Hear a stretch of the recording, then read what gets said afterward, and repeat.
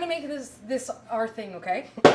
It's Travis, it's Carly. We are at the lake house, and I am stoked for this. Travis is going to show us how to cook the perfect steak. Now, this is a Red Seal chef, so he knows what he's talking about. Okay, I'm kind of interested that we're cooking it as opposed to barbecuing. Is this the way? Totally. Okay. So this is the way I would do it 95% of the time. This is the way that you're going to do it in any kind of fine dining restaurant. Okay. And it's easy to do at home as well. Okay. I'm going to go over the ingredients we have. This is a Blacklock Lodge cast iron pan, their new line. It comes triple seasoned. It's nice and lightweight, which a lot of people don't like cast iron because of the weight. You kind of get the best of both worlds here. What do you mean by triple seasoned? Triple seasoned, so you always want to season your cast iron pan. It locks in the seasoning, it coats it to prevent it from rusting. It also seasons your food as you cook over time. Okay, so this is done previously, or you season? This is done previously, but I'm going to maintain the seasoning on it, and we're going to talk a little bit later about how to maintain it and clean it. Okay, so we want it hot, hot, hot. Yeah, let's talk about the ingredients super quick here. So we have our cast iron pan, a good olive oil. I like to use a little bit of butter as well, just for flavor. Today we have a New York strip steak. It's perfect for the cast iron. Good marbling, nice fat cap. We're going to render some of that out. Okay. We've got fresh thyme, some garlic. I don't know if we have enough time. Salt, pepper. A thermometer, a chef knife, and a pair of tongs. You're set. Okay, let's do this. So first off, I have this meat sitting at room temperature. I have it out for about 20 minutes. Okay. Purpose for that is you want the steak or the meat to relax, the fat to relax, so as you're cooking it, it's going to cook more evenly. It's like a good spa day. You got it. So if you're at home, the first thing you want to do, pull your protein out, let it sit before you start cooking, gather your ingredients. Okay. Your pan. I have it on heat, just kind of a medium heat right now. You want to get your pan nice and hot. We're going to do a little bit of olive oil. Your pan is like hot. So there's a couple tricks. You can either splash a little bit of water and you'll hear it sizzle, or when you pour oil in it, you can kind of see it start to separate from itself. Okay. Oh, okay. Okay. Yep. Yep. Okay. So what I'm going to do, I'm also going to put a little bit of butter in now. Again, I'm French trained. You got to have butter. It's going to flavor the steak. As that's heating up, I'm going to season my steak. Okay. Liberally with salt and is pepper. That all you need? Just literally. Honestly, keep it simple. Okay. Let the quality ingredients speak for themselves. Get all that salt and pepper on the steak. I love that. Let the quality ingredients speak for themselves. Totally. That's such a. So the pan's nice and hot. The oil's heated up. We're going to drop the steak into the pan. What I'm going to do is going to lay it away from me so that the fat or grease doesn't burn you. So away from you. And what we want to do is get a nice coloring or sear on both sides. Okay. Another reason why I like to cook in the cast iron is because, again, that sear locks in all the flavors, caramelizes the natural sugars in the steak, and just gives it a really great texture while holding in all the juices. Okay, I like my steak rare. Okay. If somebody doesn't like their steak rare, because I'm assuming rare is easier to cook. Well, it's just all about the timing, right? Okay, so time. And the temperature. Okay, so if you want a steak rare, roughly how much on each side? If you want it rare, you're probably going to do about 2 minutes a side. Okay. I'm also going to render the fat, which I'll show you how to do. But honestly, everyone should have a good thermometer at home. Here's the answer. This is going to make your life a lot easier. Okay. And you also want to take into account the resting of the steak because it's also going to continue to cook when you take it off the heat. Okay. So if you wanted it rare, you're going to want to temp it at about like 115. And if you want it more than rare, you would do the same You would go further up. Medium rare, you take it off at about 120. It's going to rest and it's going to carry over cook to 125. Okay.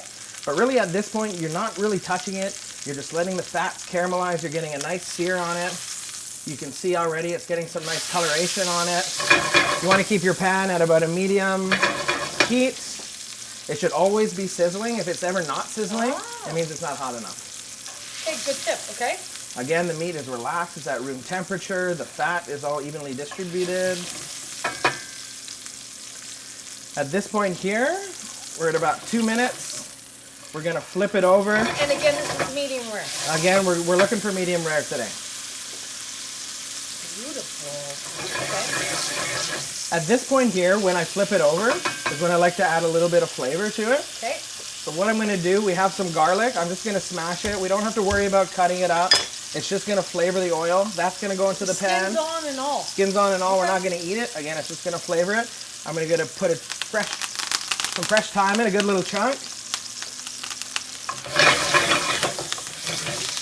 So again, this thyme, this garlic, it's going to start to flavor that oil. which we're cooking the steak in. Okay. We're gonna let that continue to sear. I'm gonna grab a spoon. Will you be my boyfriend? I know you're taken on the side. Maybe. I'll come over and cook Come for you over and cook for me. anytime.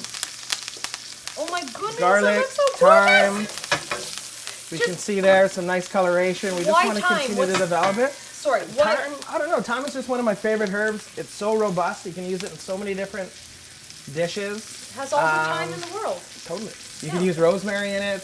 Okay. You could use parsley. But time's your favorite. Thyme's my go-to. Yeah. Okay. Oh, So this is goodness. continuing to sear.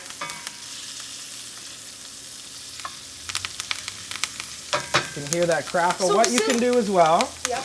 as it's searing, so again, it's garlic, this thyme, it's flavoring this oil. What I like to do is just baste it. So that flavorful oil, we're then basting it on top of the steak, and it's going to continue to cook and flavor it. Okay, let's wrap this up so we can taste it, please. Another thing too, so we got about a good sear, about 2 minutes on each side, some nice coloring. Especially with the New York steak, it has a nice fat cap on it. I'm going to turn it on its side, cook it directly on the fat, and that's going to start to render the fat down, meaning it's just cooking it down, it's caramelizing it. It makes it so it's edible and not tough and chewy. Okay. Okay. So we're going to let that sit for a little bit. So, silly question, but Yeah. if you love garlic, 100%. like what's the maximum of garlic cloves one should use in a dish? Well, you got to think of garlic as a seasoning like salt. Depending on how much flavor you want out of it will depend on how much garlic you put in it. For any kind of steak, 2 garlic cloves is probably fine. Again, we're not actually eating the garlic. We're just flavoring the oil, so it's not too big of a deal. Okay, so give me 3 Yeah. takeaways for cooking the perfect steak. So Go. first, let your meat rest at room temperature for at least 20 minutes. Give it time to relax so it makes for a more even cooking service. Number 2. Number 2, invest in a nice quality cast iron pan. Get the thing screaming hot before you put your steak in it because you want a nice sear on it. Number 3. Number 3, add Butter. flavor to it. Butter, Okay. garlic, thyme, baste it, render that fat cap. It's locking in all the flavors. It's the real deal. So Obviously- at this point, we got a nice sear on it. We've basted it. I like to just put the garlic and the thyme on it. I'm gonna finish it in the oven Oh, for why? just a couple minutes, just because the internal temperature isn't quite up at medium rare. Okay. Okay, so our steak is in the oven now. We're gonna let it cook in the oven for about 3 or 4 minutes. Okay. To get a nice even cook on it. We're gonna pull it out at about 120 degrees Fahrenheit. By using this You guy. got it. I would not go without having a good thermometer. Okay. It helps everybody. It takes the guessing out of it. Even a professional chef like myself will always use a thermometer. We're gonna let it rest as well as we pull it out. Why let it rest? What's so important? So about important to let it rest. Rule of thumb is always let it rest half the amount of time that you cooked it. Okay. The reason behind it resting is as it's resting, as it's cooling, the meat's relaxing and all those juices are then being absorbed back into the meat. Okay. If you were to cut it right away without resting it, all those wonderful juices are going to spill out all over the cutting board. Oh, okay. I gotcha. So the steak has been in here for about 3 minutes. We're going to pull it out. We've still got the garlic, the thyme in there. We hear it sizzling. We got a nice crust or color on both sides. We're going to let it sit for about 4 minutes. So we've let the steak rest for about 4 minutes. All the juices have absorbed back into it. Nice caramelization. The fat is nice and rendered. I can smell the garlic. I can smell the thyme. We're going to cut right into the middle of this, and it should be a nice Oh my God. red, medium rare, evenly cooked throughout. Oh my Perfect. God, it is perfection. Thank you. You're very What a welcome. guy.